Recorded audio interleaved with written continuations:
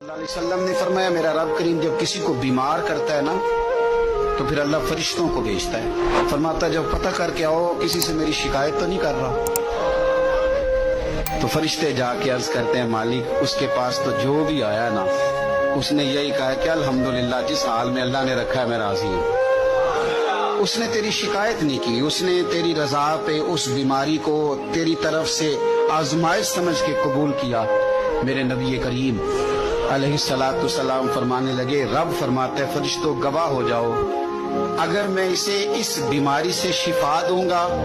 تو جو اس کے پاس خون ہے اس سے بہتر خون اسے عطا کروں گا، اور جو اس کے پاس گوشت ہے اس سے بہتر اسے گوشت عطا کروں گا، اور اگر میں اسے اس بیماری میں وفات دوں گا تو پھر میں اسے جنت عطا کروں گا، اگر شفا دوں گا تو بہترین شفا دوں گا، اور اگر وفات دوں گا تو پھر جنت دوں گا۔